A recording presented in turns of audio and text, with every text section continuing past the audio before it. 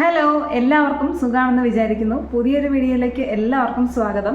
എല്ലാവരും നല്ല ഹാപ്പി ആയിട്ടിരിക്കുന്നു എന്ന് വിചാരിക്കുന്നു കേട്ടോ. അപ്പോൾ എല്ലാവരും ഗ്രാറ്റിറ്റ്യൂഡും അഫർമേഷൻസ് ഒക്കെ പ്രാക്ടീസ് ചെയ്യുന്നുണ്ട് എന്ന് തന്നെ വിചാരിക്കുന്നു. നമ്മൾ ഗ്രാറ്റിറ്റ്യൂഡ് വർക്ക് ചെയ്യണം. അത് ചെയ്യുന്ന സമയത്ത് നമ്മൾ നമ്മുടെ ഓപ്പൺ പ്രെയർ ചൊല്ലാനായിട്ട് ശ്രമിക്കണം കേട്ടോ. അത് ചെയ്യുമ്പോൾ ഒന്ന് നമ്മുടെ ഹൃദയത്തിലും അല്ലെങ്കിൽ തലയിലും നമുക്ക് എവിടെയാണോ കംഫർട്ടായിട്ടുള്ളത് അവിടെ ഒന്ന് കൈവച്ചിട്ട് ഒന്ന് പറയാൻ ശ്രമിക്കുക. നമ്മുടെ ഉള്ളിൽ കിടക്കുന്ന പല മുറിവുകളെയും ഉണക്കാനായിട്ട് അത് ഹെൽപ്പ് ചെയ്യും. ഉറപ്പായിട്ടും ചിലപ്പോൾ നമുക്ക് ആദ്യമേ ഒന്നും തോന്നത്തില്ല. പക്ഷേ പതുക്കെ ഓരോ ദിവസം കഴിയും തോറും പതുക്കെ നമുക്ക് നല്ല എഫക്റ്റീവായിട്ട് വരും. നമുക്ക് നമ്മളിൽ തന്നെ നല്ല ചേഞ്ചസ് വരാനായിട്ട് തുടങ്ങും. പിന്നെ നമ്മൾ രാവിലെ എഴുന്നേറ്റാലും കിടക്കുന്നതിന് മുന്നേയൊക്കെ കണ്ണാടിയിൽ നോക്കി ഒന്ന് ചിരിക്കാനായിട്ടൊക്കെ ശ്രമിക്കുക. ഞാൻ പറഞ്ഞല്ലോ, അത് പോസിറ്റീവായിട്ടുള്ള ഹോർമോൺസിനെ ഉൽപ്പാദിപ്പിക്കാനായിട്ട് പ്രൊഡ്യൂസ് ചെയ്യാനായിട്ട് ഹെൽപ്പ് ചെയ്യും. അപ്പോൾ അങ്ങനെയൊക്കെ പോവുക കേട്ടോ. നമുക്ക് മെഡിറ്റേഷൻ ഭയങ്കരമായിട്ട് നല്ല എഫക്റ്റീവ് നമുക്ക് കൊണ്ടുപോകാനായിട്ട് സാധിക്കും. നമുക്ക് പതുക്കെ നമ്മുടെ ബ്ലോക്കേജസിനെയും നമ്മുടെ ഉള്ളിൽ കിടക്കുന്ന ഓബ്സ്റ്റക്കിൾസിനെയൊക്കെ നമുക്ക് റിമൂവ് ചെയ്യാനായിട്ട് സാധിക്കും. അപ്പോൾ ഇന്നത്തെ ഒരു വീഡിയോ എന്ന് പറയുന്നത് തമ്പനയിൽ കണ്ടല്ലോ അല്ലേ, ഹസ്ബൻഡ് ആൻഡ് വൈഫ് റിലേഷൻഷിപ്പിൽ ഉണ്ടാകുന്ന കുറച്ച് കാര്യങ്ങളെക്കുറിച്ചാണ് നമ്മളിവിടെ ഡിസ്കസ് ചെയ്യാൻ പോകുന്നത്. കല്യാണം കഴിഞ്ഞിട്ടുള്ള ലൈഫിൽ അപ്പോൾ ഞാൻ കൗൺസിലിംഗ് ചെയ്യുന്ന സമയത്ത് ഒന്ന് രണ്ട് പേര് പറഞ്ഞിട്ടുണ്ട്. അതായത് റിലേഷൻഷിപ്പിൽ വരുന്നതാണ്, ഹസ്ബൻഡ് ഭാര്യനെ ദേഷ്യം വരുമ്പോൾ അമിതമായിട്ട് ചീത്ത വിളിക്കും. ചീത്ത എന്ന് പറഞ്ഞിട്ടുണ്ടെങ്കിൽ ബാഡ് വേർഡ്സ് വിളിച്ചിട്ട് കുറച്ച് കഴിയുമ്പോഴത്തേനും ഹസ്ബൻഡ് പറയും, എനിക്ക് ദേഷ്യം വന്നപ്പോൾ വിളിച്ചതാണ്, അതങ്ങ് വിട്ട് കളഞ്ഞേക്ക്, അങ്ങനെ ലാഘവത്തോടെ പറയും. പക്ഷേ ഇത് കേൾക്കുന്ന ഭാര്യയുടെ അവസ്ഥ ഭയങ്കര ഇതാണ്. അതായത് അവൾക്ക് കേൾക്കാൻ പറ്റുന്നതിനെ കഴിഞ്ഞും അല്ലെങ്കിൽ താങ്ങാൻ പറ്റുന്നതിനെ കഴിഞ്ഞും അപ്പുറമുള്ള വാക്കുകളായിരിക്കും അയാൾ പലപ്പോഴും വിളിക്കുന്നത് കേട്ടോ. അപ്പം ഇത് ഓരോ തവണ കേൾക്കുമ്പോഴും, അതായത് ചിലപ്പോൾ കല്യാണം കഴിഞ്ഞ് ആദ്യത്തെയൊക്കെ ഒരു സമയത്ത് കല്യാണം കഴിഞ്ഞതല്ലേ ഉള്ളൂ, ഭർത്താവ് ഒന്ന് ദേഷ്യപ്പെട്ടാലും അതൊരു ഇഷ്ടമായിരിക്കും. എന്നുവെച്ചാൽ അതൊരു റൊമാൻറ്റിക് രീതിയിൽ അങ്ങ് വിട്ടുകളയും. പക്ഷേ ഇത് 1 വർഷമായി, 2 വർഷമായി, 3 വർഷമായി, അപ്പോഴും ഈ ഹസ്ബൻഡ് വിചാരിക്കുന്നത് എന്താ, ഞാനിത് വിളിക്കുന്നതുകൊണ്ട് ഒരു പ്രശ്നവുമില്ല, അല്ലെങ്കിൽ അവർക്ക് കുഴപ്പമില്ല. നമ്മൾ ലേഡീസ് പലപ്പോഴും സൈലൻ്റ് ആയിട്ട് ഇരിക്കുന്നത് നമ്മൾ കല്യാണം കഴിഞ്ഞതല്ലേ ഉള്ളൂ, അത് ആ ഒരു ഇതിലങ്ങ് ആ ഒരു ഇഷ്ടത്തിൻ്റെ പേരിലങ്ങ് വിട്ടുകളയും. പക്ഷേ ഇത് വർഷങ്ങളോളം ഇവിടുന്ന് ഈ ഒരു മെയിൽ സൈഡിൽ നിന്ന് അതങ്ങനെ തന്നെ കണ്ടിന്യൂ ചെയ്തുകൊണ്ടിരിക്കുകയാണ്. ആ ആൾ വിചാരിക്കുന്നില്ല ഞാനിത് മാറ്റേണ്ട ഒരു കാര്യമാണ്. ചീത്ത വിളിക്കുന്നത് അല്ലെങ്കിൽ ഈ ബാഡ് വേർഡ്സ് വിളിക്കുന്നത് മോശപ്പെട്ട കാര്യമാണ്. ആരെയാണെന്നുള്ള അങ്ങനെ എല്ലാവരും വിളിക്കില്ല, ഭാര്യനെ വിളിക്കുള്ളൂ, അത് മോശമാണ്. ഈ റെസ്പെക്റ്റ് എന്ന് പറയുന്നത് ഭർത്താവിന് മാത്രമല്ല ഭാര്യയ്ക്കും അവകാശപ്പെട്ടതാണെന്നുള്ളത് മറന്നുപോകും. അപ്പോൾ ഇത് ഞാൻ പറഞ്ഞതുപോലെ 1 വർഷം, 2 വർഷം, 3 വർഷം, 4 വർഷം കഴിഞ്ഞ് വർഷക്കണക്കിനാകുമ്പോഴത്തേക്കും ഭാര്യയ്ക്ക് അവിടെ മടുക്കാൻ തുടങ്ങുന്നു.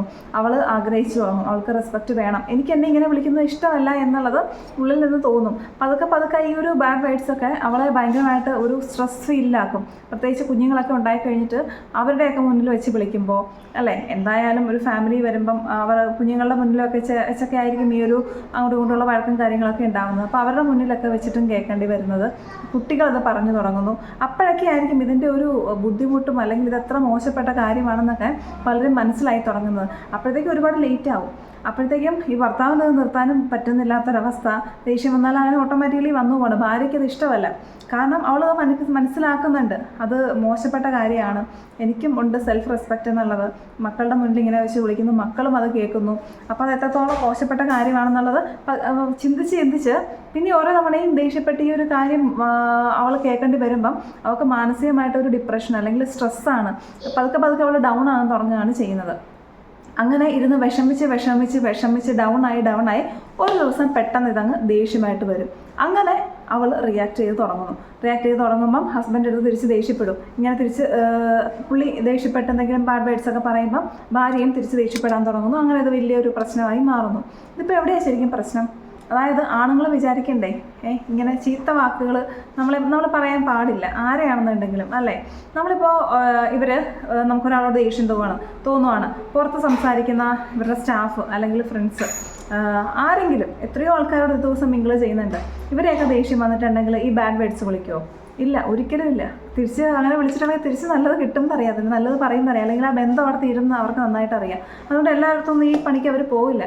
പക്ഷേ ഭാര്യ എന്നുള്ളിടത്ത് എന്തോ ഇതൊക്കെ ഇതിങ്ങനെ കാണിച്ചുകൊണ്ടിരിക്കുകയാണ്. പക്ഷേ ഭാര്യമാരുടെ അവസ്ഥ വളരെ മോശമാണ് അല്ലേ. ഇത് ഡെയിലി കേൾക്കേണ്ടി വരുമ്പം അവർ മെൻ്റലി ഇല്ലാതെ ആവുകയാണ്. ഒന്നും മനസ്സിലാക്കണം. ഇതിപ്പോൾ എത്ര പേര് കാണുമെന്നും എനിക്കറിയത്തില്ല.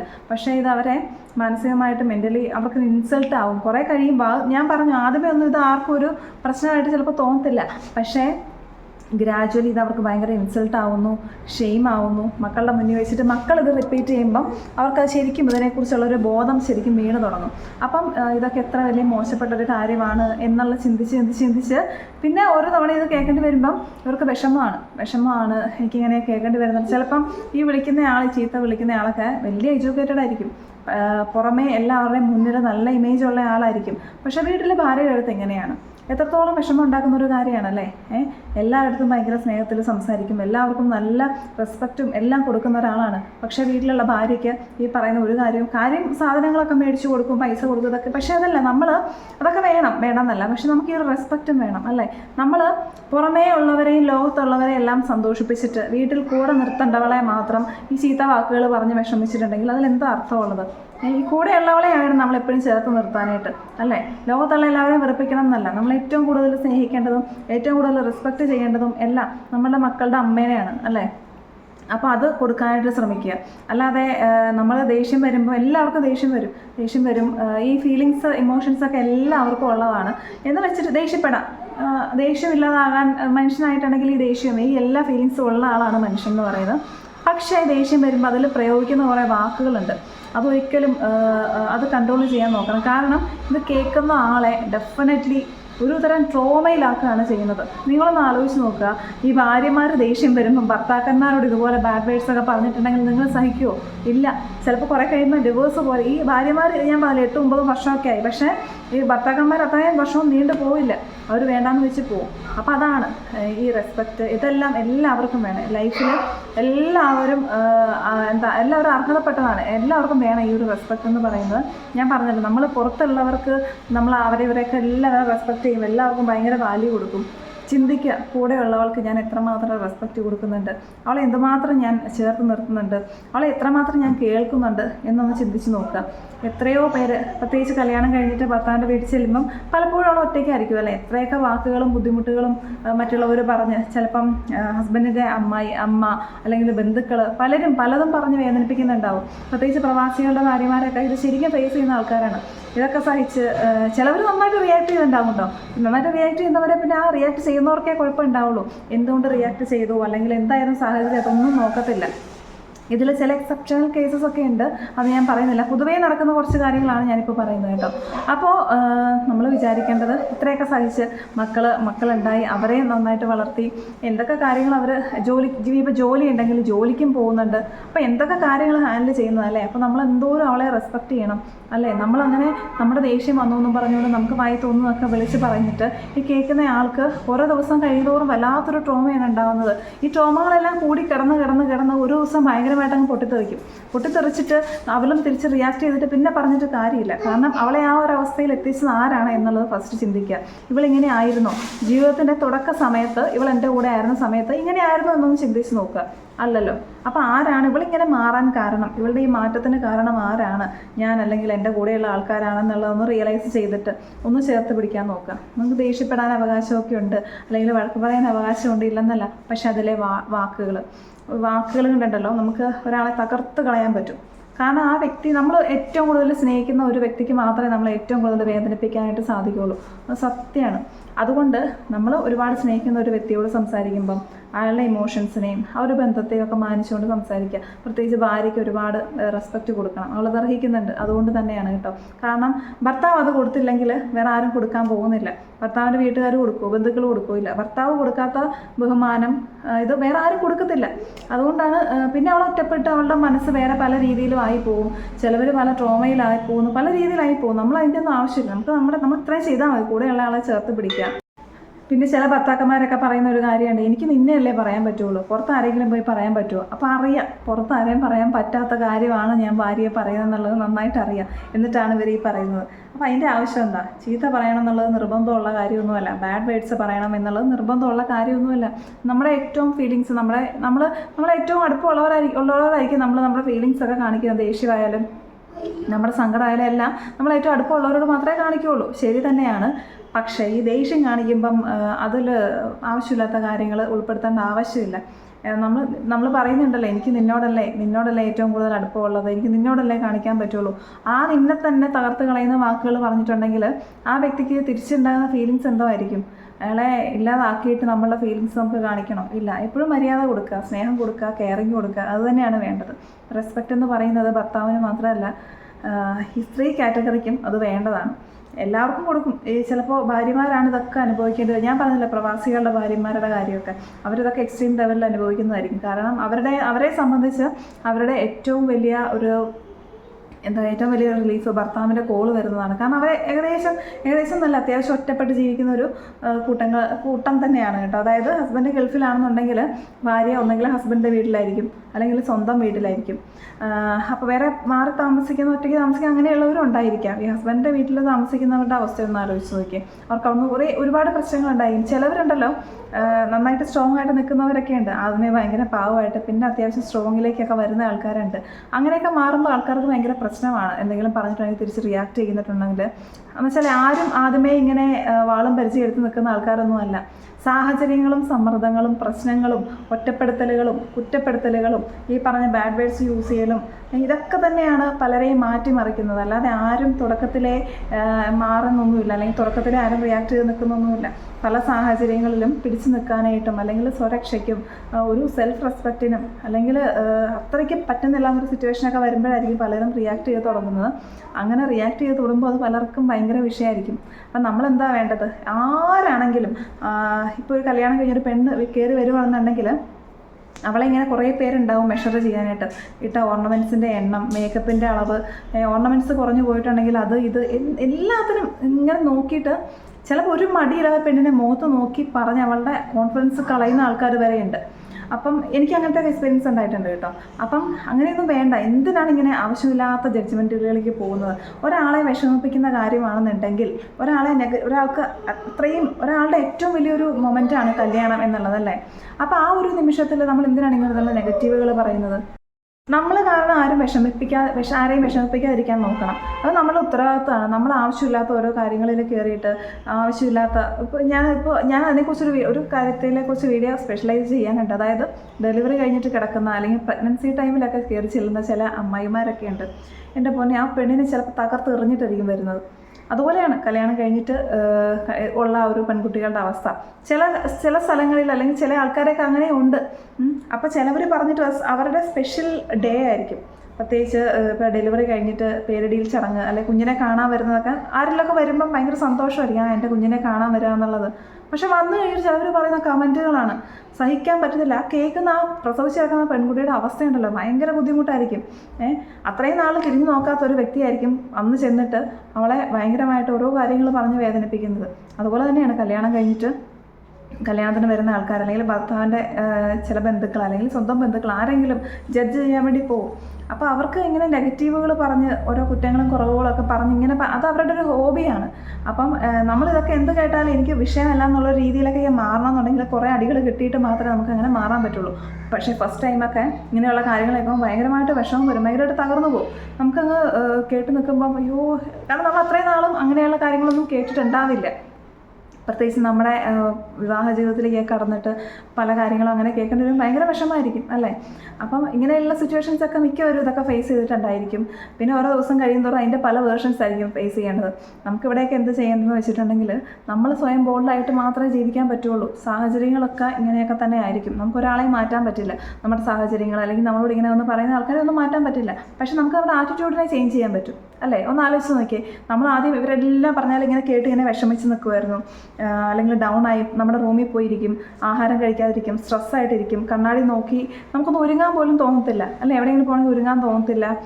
നമ്മൾ വെറും കോലം കടി ചിലപ്പോൾ പോകും, നമുക്കൊന്നിനും തോന്നത്തില്ല. നമുക്ക് നമ്മളിലുള്ള കോൺഫിഡൻസും നമ്മളിലുള്ള ഒരു സാറ്റിസ്ഫാക്ഷൻ ഉണ്ട് ഒരുങ്ങിയിട്ടുണ്ടെങ്കിൽ അതൊക്കെ പോകും. വല്ലാത്തൊരവസ്ഥയിലാണ്. കാരണം സ്ഥിരമായിട്ട് ഇങ്ങനെയുള്ള നെഗറ്റീവായിട്ടുള്ള ആൾക്കാരോട് ജീവിക്കുമ്പം. പക്ഷെ ഒന്ന് ആലോചിച്ച് നോക്കി, ഇതൊക്കെ കേട്ടിട്ട് നമുക്കിതൊന്നും ഏൽക്കാതിരിക്കണം. ഈ എന്ത് പറഞ്ഞാലും ഇതെന്നെ ബാധിക്കില്ല എന്നുള്ളൊരു മെൻ്റൽ സിറ്റുവേഷനിൽ എത്താൻ സാധിക്കണം. അതാണ് നമ്മുടെ സക്സസ്. അപ്പോൾ അതിനു വേണ്ടിയാണ് നമ്മളിങ്ങനെ നമ്മുടെ മൈൻഡിനെ ഒന്ന് റീപ്രോഗ്രാം ചെയ്ത് സ്റ്റഡി ആക്കി എടുക്കേണ്ടത് എന്നുള്ളത് അതാണ് ഞാൻ എപ്പോഴും പറയുന്നത്. അത് നമ്മുടെ മൈൻഡ് സ്ട്രോങ് ആണെന്നുണ്ടെങ്കിൽ നമ്മളെ ഒന്നും എഫക്റ്റ് ചെയ്യത്തില്ല, 100% ഗ്യാരൻറ്റിയാണ്. നമുക്ക് ഇനിയിപ്പം നമ്മളെ ഭയങ്കരമായിട്ട് ഹേർട്ട് ചെയ്യുന്ന, ഇൻസൾട്ട് ചെയ്യുന്ന എന്തെങ്കിലും നമ്മുടെ മുന്നിൽ വെച്ച് പറഞ്ഞിട്ടുണ്ടെങ്കിൽ നിങ്ങൾക്ക് അത് ഇഷ്ടപ്പെട്ടിട്ടില്ല എന്നുണ്ടെങ്കിൽ അവരുടെ മുഖത്ത് നോക്കി പറയുക, ഒന്നും മടിക്കേണ്ട കാര്യമില്ല, എനിക്കത് ഇഷ്ടമല്ല എന്നെ ഇങ്ങനെ പറയുന്നത് കേട്ടോ എന്നും പറഞ്ഞുകൊണ്ട് ചെറിയൊരു ചിരി വെച്ചിട്ട് അങ്ങ് പറഞ്ഞേക്കുക. നമ്മളാരെയും ചീത്ത പറയാനൊന്നും നമുക്ക് നല്ല രീതിയിൽ ഒരാളോട് മറുപടി പറയുന്നത് ഒരു കുഴപ്പമില്ല. അത് നമ്മളുടെ സ്റ്റാൻഡേർഡാണ്, നമ്മളുടെ ആറ്റിറ്റ്യൂഡാണത്. ഓക്കെ, നമ്മൾ ആരെന്ത് നെഗറ്റീവ് പറഞ്ഞാലും ആരെന്ത് മോശമായിട്ട് പറഞ്ഞാലും നമുക്കത് കേട്ടിരിക്കേണ്ട ആവശ്യമൊന്നുമില്ല. ഓക്കെ, പിന്നെ ചില കാര്യങ്ങൾക്ക് നമ്മൾ ഇഗ്നോർ ചെയ്ത് വിടുക. പിന്നെ ചില റിലേഷൻഷിപ്പിൽ ആ ഒരു ബന്ധം നന്നായിട്ട് കൊണ്ടുപോകാൻ ഒരു ഡിസ്റ്റൻസ് കീപ്പ് ചെയ്യുന്നത് വളരെ നല്ലതാണ്. അത് നമ്മളുടെ ആരോഗ്യത്തിന് വേണ്ടിയാണ് കേട്ടോ. കാരണം നമ്മളെപ്പോഴും ഇങ്ങനെയുള്ള കാര്യങ്ങളൊക്കെ കേട്ട് സഫർ ചെയ്തുകൊണ്ടിരിക്കുന്നതാണ്, സ്ട്രഗിൾ ചെയ്തുകൊണ്ടിരിക്കുകയാണ്. ആഹാരം കഴിക്കുന്നില്ല, ഫുൾ നെഗറ്റീവാണ്. കുഞ്ഞുങ്ങളെ പോലും നോക്കാൻ പറ്റുന്നില്ല, ആഹാരം ഉണ്ടാക്കാൻ പറ്റുന്നില്ല, എന്ത് ചെയ്താൽ അത് അബദ്ധമായി പോകുന്നു. അപ്പോൾ എന്താ, നമ്മളുടെ മെൻ്റൽ സ്റ്റെബിലിറ്റി ഓക്കെ അല്ല അല്ലേ? നമുക്കിനി ഇത് കേൾക്കേണ്ട കാര്യമില്ല, നമുക്ക് ഓക്കെ ആണോ അല്ലേ? നമുക്ക് ഓക്കെ ആണെന്നുണ്ടെങ്കിൽ നമ്മൾ സ്ട്രോങ് ആവണം. അപ്പോൾ ഇതൊന്നും നമ്മൾ ഏക്കില്ല എന്നുള്ള രീതിയിലേക്ക് നമ്മൾ പ്രാപ്തരാക്കി എടുക്കുക എന്നുള്ളതാണ് നമുക്ക് വേണ്ടത് അല്ലേ? ഇപ്പോൾ പലരും ഇപ്പോൾ ഒരു മെഡിറ്റേഷനും കാര്യങ്ങളൊക്കെ ചെയ്യുന്നവർ പലരും നമ്മുടെ പ്രോബ്ലംസ് കേൾക്കാറില്ല, സൊല്യൂഷൻസ് തരും. പക്ഷെ നമ്മുടെ ആ പ്രോബ്ലംസിനെ എടുത്ത് എന്താണെന്ന് അറിഞ്ഞിട്ട് അതിനെ സോർട്ട് ഔട്ട് ചെയ്ത് പോവുകയാണെന്നുണ്ടെങ്കിൽ ആ തുടക്കം തൊട്ടേ നമുക്ക് റെഡിയാക്കി എടുക്കാൻ പറ്റും. എന്ന് വെച്ചിട്ടുണ്ടെങ്കിൽ അല്ലാതെയാണെന്നുണ്ടെങ്കിൽ ചിലപ്പോൾ ആ പാസ്റ്റ് അവിടെ കിടക്കും, നമ്മൾ ബാക്കിയാണ് നോക്കുന്നത്. നമുക്ക് ആ പാസ്റ്റിനെ എടുത്ത് നമുക്കങ്ങ് പറഞ്ഞ് അത് റെഡിയാക്കി മാറ്റി ഒരു പേപ്പർ ടെക്നിക്കൊക്കെ ചെയ്ത് അതിനെ കത്തിച്ച് കളഞ്ഞ് പുതിയൊരു ലൈഫ് നമുക്ക് തുടങ്ങാം. അതാണ് നമുക്ക് വേണ്ടത്. നമ്മൾ മൈൻഡിനെയും നമ്മളെ കംപ്ലീറ്റ്ലി റീപ്രോഗ്രാം ചെയ്തെടുത്ത് ധൈര്യമായിട്ട് മുന്നോട്ട് പോവുക. എന്ത് വന്നാലും ഒരാൾക്ക് തന്നെ തളർത്താൻ പറ്റില്ല.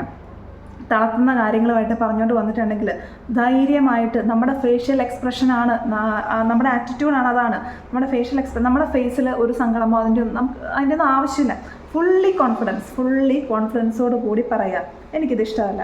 ഓക്കെ, നിങ്ങൾ പ്രവാസിയുടെ ഭാര്യയാണ്, നിങ്ങൾ ഒറ്റപ്പെട്ട് നിൽക്കുന്നവരായിരിക്കും. ചിലപ്പം എല്ലാവരും ഉണ്ടായിരിക്കും, ആ ആൾക്കൂട്ടത്തിൽ പോലും തനിയെ ജീവിക്കേണ്ട ആളുകാരായിരിക്കും നമ്മളാണ് ഏറ്റവും കൂടുതൽ സ്ട്രോങ് ആയിട്ട് നിൽക്കേണ്ടത്. അപ്പോൾ ഒറ്റയ്ക്കാവുന്നത് ഒരു വീക്ക് പോയിൻ്റ് ആയിട്ടൊന്നും കാണണ്ട, അതാണ് ഏറ്റവും വലിയ സ്ട്രെങ്ത് എന്ന് വിചാരിക്കാം. അത് തന്നെയാണ് ഏറ്റവും വലിയ സ്ട്രെങ്ത്. ഒറ്റപ്പെട്ട് നിൽക്കുകയാണെന്നുണ്ടെങ്കിൽ അത് ഏറ്റവും വലിയ സ്ട്രെങ്ത് ആയിട്ട് നമുക്ക് മാറ്റിയെടുക്കാൻ പറ്റും. അപ്പോൾ നമ്മൾ മൈൻഡിനെ നമ്മളെപ്പോഴും സെറ്റാക്കി വയ്ക്കുക. നമുക്ക് ഡൗൺ ആയിട്ട് ഇച്ചിരി തോന്നിയിട്ടുണ്ടെങ്കിൽ പതുക്കെ അങ്ങ് റെഡിയാക്കി വയ്ക്കുക. പതുക്കെ ആ ഒരു ഗ്രാറ്റിറ്റ്യൂഡ് പോക്കും ഒക്കെ ചെയ്ത് തുടങ്ങുക. ഈ ഇറങ്ങി നടക്കുന്നതിന് നമ്മൾ ഗ്രാറ്റിറ്റ്യൂഡ് പോക്കാണ്, അത് നടക്കാൻ പോകുന്നതിനായാലും കുറ്റം പറയുകയാണോ, പറഞ്ഞോട്ടെ, ലെറ്റ് ദം ടോക്ക്. ഓക്കെ, നമുക്കൊരാളെയും മാറ്റാൻ പറ്റില്ല, പക്ഷെ ഞാൻ പറഞ്ഞുതരാം, നമുക്ക് മാറാൻ പറ്റും. നമുക്ക് നല്ല അടിപൊളിയായിട്ട് മാറാൻ പറ്റും. നമുക്ക് ഒരാളെയും നോക്കേണ്ട കാര്യമില്ല. നമുക്ക് നമ്മളെ ഓക്കെ ആക്കണം, നമ്മുടെ മക്കളെ ഓക്കെ ആക്കണം, നമ്മുടെ ലൈഫ് സെറ്റിൽ ചെയ്യണം, നമ്മുടെ ഫാമിലി ലൈഫൊക്കെ അടിപൊളിയാക്കണം. അതല്ലേ നമുക്ക് വേണ്ടത്. അപ്പോൾ നമ്മൾ അതിനുവേണ്ടിയുള്ള കാര്യങ്ങളാണ് ചെയ്യുന്നത്. അപ്പോൾ അറിയുന്നില്ലെങ്കിൽ ഇനി പറഞ്ഞു കൊടുക്കുക, ഞാൻ മെഡിറ്റേഷനാണ് ചെയ്യുന്നത്. അതൊരു മെഡിസിൻ പോലെയാണ്. നമ്മുടെ ഒരുപാട് കാര്യങ്ങൾ നമുക്ക് അതിന് ക്യൂർ ചെയ്യാനായിട്ട് പറ്റും, അതാണ് ചെയ്യുന്നതെന്ന് പറയുക. അപ്പോൾ ചിലർ പറയാം, ഞാനിങ്ങനെയൊക്കെ നടക്കുന്നതിനൊക്കെ കുറ്റം പറയുന്നവർ പറയട്ടെ, അത് അവരുടെ അറിവില്ലായ്മയാണ്. പറഞ്ഞു കൊടുക്കുക, എന്നിട്ട് മനസ്സിലായില്ലെങ്കിൽ വിട്ട് കളഞ്ഞിട്ട്. നമുക്ക് എല്ലാവരെയും എല്ലാം പറഞ്ഞ് മനസ്സിലാക്കി എല്ലാവരെയും ഹാപ്പി ആക്കാനൊന്നും പറ്റത്തില്ല. നമ്മൾ ഫസ്റ്റ് നമ്മളെ ഓക്കെ ആക്കാൻ നോക്കുക. നമ്മൾ കുറേയൊക്കെ സ്ട്രഗിൾ ചെയ്തില്ലേ, കുറേ സ്ട്രഗിൾ ചെയ്തില്ലേ, കുറേ വിഷമിച്ചില്ലേ, മതി, ഇനി അതിൻ്റെ ആവശ്യമില്ല. ഓക്കെ, എന്നും നമ്മളെ ഒന്ന് ഹീൽ ചെയ്യാൻ വേണ്ടി ഐ എം സോറി, നമ്മുടെ ഓപ്പോണോപ്പണോ പ്രയർ ചൊല്ലുക കേട്ടോ. ഡെയിലി ഒരുപാട് നമ്മളെ ഹീൽ ചെയ്തെടുക്കാനായിട്ടൊക്കെ സാധിക്കും ആ ഒരു പ്രയറിന്. പിന്നെ നിങ്ങളുടെ വിഷ് ലിസ്റ്റിൽ എന്തൊക്കെയാണോ ആഗ്രഹം എന്ന് വെച്ചാൽ നമുക്ക് ഓരോ ദിവസവും ആലോചിച്ചാൽ ചെറിയ കാര്യങ്ങളായിരിക്കും, പക്ഷെ കിട്ടും, ഉറപ്പായിട്ടും കിട്ടും. ഓരോ കാര്യങ്ങൾ ഞാനിപ്പം എൻ്റെ ആഗ്രഹങ്ങളായിരുന്ന അല്ലെങ്കിൽ ഞാൻ ആഗ്രഹിക്കാത്തതിനപ്പുറം കുറേ കാര്യങ്ങളൊക്കെ എനിക്ക് നേടാൻ സാധിക്കും. എന്ന് വെച്ചാൽ ഞാൻ ഭയങ്കര ഹയസ്റ്റ് ഗോയിലെത്തി അങ്ങനെയൊന്നുമല്ല, എനിക്കിനി ഒരുപാട് കാര്യങ്ങൾ ചെയ്യാനൊക്കെ ഉണ്ട്. പക്ഷേ നമ്മുടെ ആ ഒരു പണ്ടത്തെ മാനസികാവസ്ഥ, ഏറ്റവും ഡൗൺ ആയിട്ടിരുന്ന അവസ്ഥയെന്നൊക്കെ നമുക്ക് ഒത്തിരി കയറാൻ പറ്റും. ഒത്തിരി ഞാൻ വാക്ക് തരുവാണ്, നമ്മൾ ഡെയിലി ചെയ്തിട്ടുണ്ടെങ്കിൽ നമുക്ക് ഒത്തിരി നമ്മളെ ക്യൂർ ചെയ്തെടുക്കാൻ പറ്റും. നമ്മളെ ഒത്തിരി നമ്മളുടെ നെഗറ്റീവായിട്ടുള്ള അല്ലെങ്കിൽ നമ്മൾ ഡൗൺ ആയിട്ടുള്ള ആ ഒരു പൊസിഷനിൽ നിന്ന് നമ്മളെ നല്ല രീതിയിൽ റെഡിയാക്കി എടുക്കാൻ പറ്റും. ഒന്ന് വിശ്വസിക്കുക, നമ്മൾ ധൈര്യമാണ്, നമുക്ക് കോൺഫിഡൻസ് ആണ് വേണ്ടത്. ഒരാളെയും മുന്നിൽ തല കുനിച്ച് നിൽക്കേണ്ട. ഈ ലോകത്ത് എല്ലാവരും ഒരുപോലെയാണ്. ദൈവത്തിൻ്റെ മുന്നിൽ എല്ലാവരും ഒരുപോലെയാണ്, യൂണിവേഴ്സിൻ്റെ മുന്നിൽ എല്ലാവരും ഒരുപോലെയാണ്. ആരും വലുത് ചെറുത് എന്നൊന്നുമില്ല. അപ്പോൾ നമ്മൾ വിചാരിക്കുക, ഒരാളുടെയും മുന്നിൽ നമ്മൾ തല കുനിച്ച് നിൽക്കേണ്ട കാര്യമില്ല. നമ്മളെ മോശമായിട്ട് അല്ലെങ്കിൽ നമ്മൾ ഇൻസൾട്ട് ചെയ്യുന്നത് പറഞ്ഞിട്ടുണ്ടെങ്കിൽ നമുക്ക് മറുപടി പറയാം അല്ലേ, ഒരു കുഴപ്പമില്ല. പിന്നെ അങ്ങനെ നമ്മളെപ്പോഴും വേദനിപ്പിക്കുന്ന ആളുകളിൽ നിന്നും ഒരു ചെറിയൊരു ഡിസ്റ്റൻസ് കീപ്പ് ചെയ്യുക. അത് ഞാൻ എപ്പോഴും എല്ലാ വീഡിയോയിലും ഞാൻ പറയാറുണ്ട്. അത് ഒരു ആരോഗ്യകരമായിട്ടുള്ള ഒരു റിലേഷൻഷിപ്പിന് ഏറ്റവും നല്ലതാണ് കേട്ടോ. അല്ലാതെ എപ്പോഴും പ്രശ്നം ഉണ്ടാകുമ്പം അവർക്ക് ഇറിറ്റേഷൻ, ഈ പ്രശ്നം ആക്കി അത് കേൾക്കുന്ന ആളുടെ അവസ്ഥ ഒന്ന് ഓർത്ത് നോക്കിയാൽ അവരായിരിക്കും ഏറ്റവും കൂടുതൽ ഡിപ്രഷനിലേക്ക് പോകുന്നത്. അതുകൊണ്ട് ഞാൻ പറയുകയാണ്, നമ്മുടെ ഒരു ഹെൽത്തി ആയിട്ടുള്ള ഒരു മൈൻഡ്, അതാണ് നമുക്ക് ഏറ്റവും വേണ്ടത് അല്ലേ. അപ്പോൾ അങ്ങനെയുള്ള ബന്ധങ്ങളിൽ നിന്നും ഒരു ഡിസ്റ്റൻസ് കീപ്പ് ചെയ്തോളുക. ഓക്കെ, ഉറപ്പായിട്ടും നിങ്ങൾ ഈ ഒരു കാര്യങ്ങളൊക്കെ പ്രാക്ടീസ് ചെയ്തിട്ടുണ്ടെങ്കിൽ നമ്മുടെ ലൈഫിൽ ഒരുപാട് കാര്യങ്ങൾക്ക് മാറ്റം വരും. ഞാൻ വാക്ക് തരാണ്. ഓക്കെ, വിഷ്വലൈസേഷൻ ഡെയിലി ചെയ്യണം കേട്ടോ. ഒരു മാറ്റവും ഇല്ലാതെ നിങ്ങൾ ഡെയിലി ചെയ്തോളുക. നിങ്ങൾ ചിലപ്പോൾ ഇടയ്ക്കൊക്കെ നെഗറ്റീവായിട്ട് പോവാം, ഡൗൺ ആയിട്ട് പോവാം. ഓക്കെ, ഇറ്റ്സ് ഓക്കെ, അങ്ങനെ ആയിക്കോട്ടെ. അതൊക്കെ ലൈഫിലുള്ളതാണ്. ലൈഫിലെ പ്രോബ്ലംസൊക്കെ വരും. നമ്മളതിനെ നല്ല രീതിയിൽ ഹാൻഡിൽ ചെയ്യാൻ പഠിക്കുകയാണ് ഈ ഒരു കാര്യങ്ങളിലൂടെയൊക്കെ. സോ എന്തൊക്കെ വിഷമങ്ങൾ വന്നാലും മൈൻഡിനെ ആ ഒരു ട്രാക്കിലേക്ക് ആക്കാൻ നോക്കുക. ചിലപ്പോൾ മൈൻഡ് ഇറങ്ങിപ്പോവും. കാരണം നമ്മുടെ സാഹചര്യങ്ങളൊക്കെ അങ്ങനെ നമുക്ക് എപ്പോഴും പോസിറ്റീവായിട്ടുള്ള അല്ലെങ്കിൽ ഭയങ്കര നല്ല സിറ്റുവേഷൻസ് ഒന്നും ആയിരിക്കണം എന്നില്ല. അങ്ങനെയുള്ള നല്ല മോശമായിട്ടുള്ള നെഗറ്റീവായിട്ടുള്ള സാഹചര്യങ്ങൾ വരുമ്പം മൈൻഡ് പോയാലും വീണ്ടും ആ ട്രാക്കിലേക്ക് നമ്മൾ പതുക്കെ ഒന്ന് കയറാൻ ശ്രമിക്കുക. നമുക്ക് പറ്റുന്നേ. നമ്മൾ വിചാരിച്ചാൽ പറ്റാത്തതായിട്ടൊന്നുമില്ല. നമ്മൾ വിചാരിച്ചാൽ മതി നമ്മുടെ ലൈഫിൽ ഒരു ചേഞ്ച് വരുത്തണം എന്നുള്ളത്. വിചാരിക്കണം എന്നുള്ളതേ ഉള്ളൂ. അല്ലാതെ ചുറ്റിനുമുള്ളവർ അവരെന്നോട് അങ്ങനെ പറഞ്ഞു, ഇവരെന്നോട് ഇങ്ങനെ പറഞ്ഞു, അങ്ങനെയൊന്നും വിഷമിച്ചിരുന്നിട്ട് കാര്യമില്ല. ഇവരൊക്കെ അങ്ങനെയൊക്കെ തന്നെ ആയിരിക്കും. അവരൊന്നും മാറാൻ പോകുന്നില്ല. നമുക്ക് മാറാൻ പറ്റും. നമുക്ക് മുന്നോട്ട് അടിപൊളിയായിട്ട് ജീവിക്കാൻ പറ്റും, ഹാപ്പിയായിട്ട് ജീവിക്കാൻ പറ്റും. നമ്മൾ ആഗ്രഹിച്ച ലൈഫിനേക്കാൾ ഫാർ ബെറ്റർ ആയിട്ടുള്ള ഒരു ലൈഫ് നമുക്ക് ഉണ്ടാക്കാൻ പറ്റും. നമ്മളാണ് തീരുമാനിക്കുന്നത് നമ്മുടെ ലൈഫ് എങ്ങനെ കൊണ്ടുപോകണം, നമുക്ക് പോസിറ്റീവായിട്ട് പോകണോ നെഗറ്റീവായിട്ട് പോകണോ എന്നുള്ളത്. നമ്മുടെ രാവിലെ എഴുന്നേൽക്കുന്ന ആ ഒരു സമയം തൊട്ട് നമുക്ക് തീരുമാനിക്കാം. അല്ലെങ്കിൽ തലേദിവസം കിടക്കുന്ന ആ ഒരു നൈറ്റ് തൊട്ട് നമുക്ക് തീരുമാനിക്കാം നമ്മുടെ നെക്സ്റ്റ് ഡേ എങ്ങനെ ആയിരിക്കണം എന്നുള്ളത്. So write down your gratitude affirmation everything. എല്ലാം എഴുതി വെക്കുക. നിങ്ങൾക്ക് രാത്രി കിടക്കുമ്പോൾ നിങ്ങളുടെ നെക്സ്റ്റ് ഡേ എങ്ങനെ ആവണം എന്നുള്ളതും നിങ്ങൾക്ക് ആ ദിവസം എന്തൊക്കെ ചെയ്യണം എന്നുള്ളതും എല്ലാം നിങ്ങൾക്ക് എഴുതി വെക്കാം. നിങ്ങൾക്ക് പുറത്ത് പോകാനായിട്ട് ഇവനൊരു ചർച്ചിലോ അല്ലെങ്കിൽ അമ്പലത്തിലോ എവിടെയെങ്കിലും നിങ്ങൾക്ക് ഇന്ന സ്ഥലം വിസിറ്റ് ചെയ്യാൻ ആഗ്രഹമുണ്ടെങ്കിൽ ഇതൊക്കെയും നമ്മുടെ ആഗ്രഹങ്ങളാണ്. ഇതൊക്കെ ആ വിഷ് ലിസ്റ്റിൽ എഴുതി ചേർത്തോ. പതുക്കെ എല്ലാം അങ്ങ് സാധിക്കും. നമ്മൾ ഭയങ്കര ഹാപ്പിയാണ്, നമുക്ക് ഭയങ്കര പോസിറ്റീവായി. നമ്മൾ ആഗ്രഹിച്ച ഒരു ചെറിയൊരു കാര്യമാണെങ്കിൽ പോലും അത് സാധിച്ചു കിട്ടുമ്പോൾ ഒരു ഹാപ്പിനെസ് ഉണ്ടല്ലോ, അനുഭവിച്ചറിയണം. അതുകൊണ്ട് ഡെയിലി ഇതെല്ലാവരും ധൈര്യമായിട്ട് കാര്യങ്ങളൊക്കെ പ്രാക്ടീസ് ചെയ്തോളുക. നമുക്ക് വേറെ വീഡിയോയിലൂടെ കാണാം. ബൈ.